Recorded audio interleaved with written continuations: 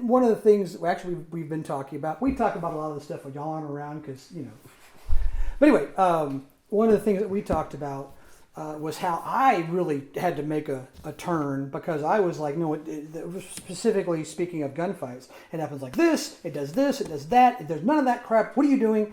And my experience comes from watching John Woo films. John Woo films, which are fantastic. I love me a good John Woo film. I really do. I've always liked. Since the first time you showed me back in 1990, it was. The John Woo films have always been something, but you still had to have some kind of basis in reality. And I made a hard turn to realize that. It has to be real. It has to be this, but it also has to be entertaining. Or who the hell cares? Because I'll be honest with you. Most gunfights that happen. They happen quick. If you're talking about like a shooting out in the streets, they happen in a matter of seconds. From the time it starts to the time it ends, you will have 1 to 4 or 5 shots, and it goes by in seriously 2 to 3 seconds, and that's it. Not very interesting for a movie.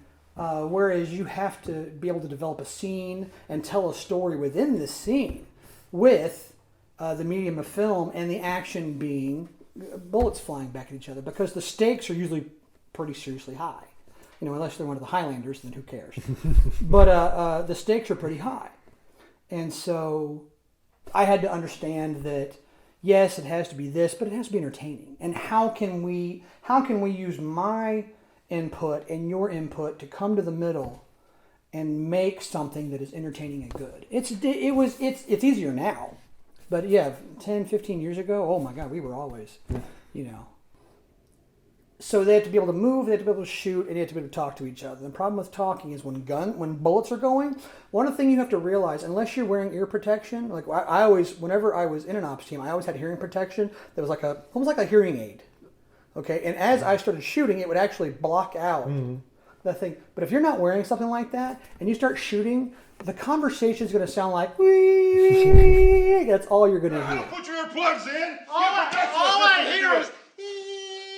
Especially if you're inside. Oh yeah.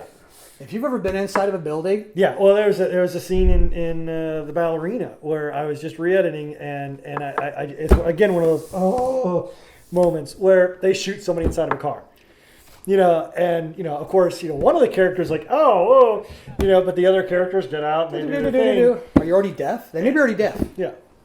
But if you shoot someone inside of an enclosed space, the pistol I love to shoot, I have a SIG 226, the 9mm, it's a fantastic little pistol, but when you shoot it, it's like 135 decibels, 140 something decibels. That's a jet airplane going over your head.